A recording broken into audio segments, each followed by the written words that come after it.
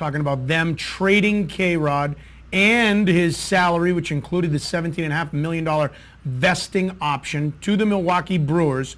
So with that, as Jan said at the beginning of this interview, you mentioned, Jan, that part of that is that they will have more salary with him gone now, ideally to spend on other pieces. We showed that Business Insider article that says the trade of K-Rod, what it means for Jose Reyes' future in New York. So what does it mean for Jose Reyes' future in New York? Is it simple as saying because they traded K-Rod, that's now money that they can put towards Jose Reyes and compete to get him and keep him?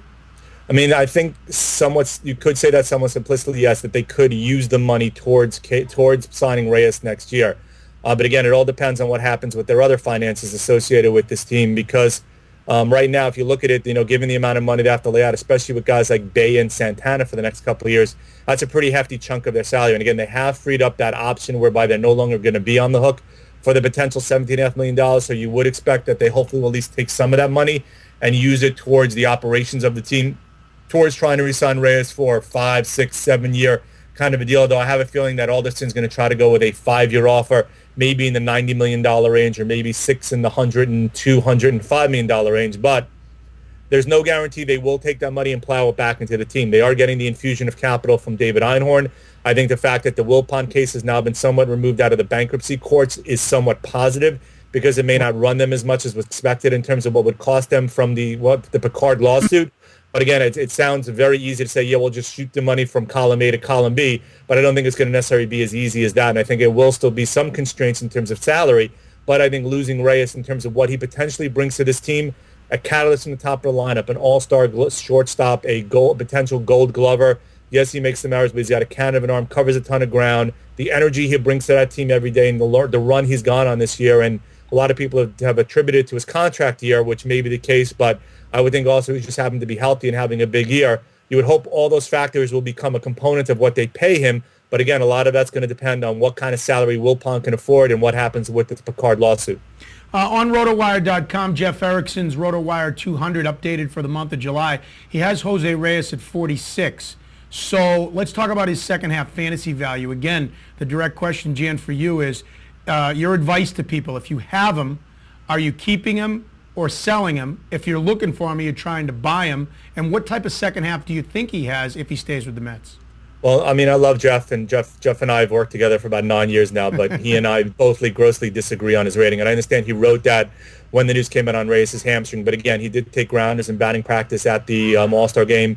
Signs are pointing that he should be back when eligible on the 18th, coming off the disabled list. And assuming his legs stay healthy, and again, that's always a big assuming, but he really hasn't had leg issues. Last year, he was fine, leg issues, really.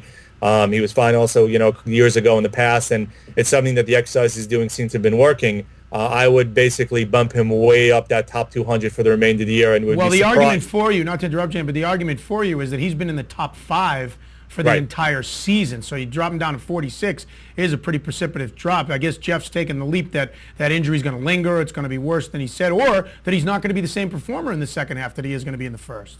Again, I think to expect a similar performance may be a bit of a stretch. I mean, he's been all world. I mean, he's been a potential MVP kind of a candidate given the numbers and the run he's been on. And to continue, he had 19 triples or something? It's ridiculous. Like 19 triples. I think he's got the most multi-hit games in the majors right now. He's 100. I think he has over 119 hits. I mean, it's just been stellar. The amount of games he reached leadoff in a row in terms of getting on base. He was a threat, obviously, to steal and starting to steal earlier and often in counts. He's been the ultimate catalyst right now. And to expect somebody to continue that for 6 months might be somewhat difficult to do so, because of the fact I don't think anybody's really continued that kind of a run that he's been on for 3 months for a full season. So, yeah, I think there will be some degradation in value, but enough to move him even out of the top 10. I find that somewhat difficult to believe. So, again, if you have him, are you keeping him? Are you selling him?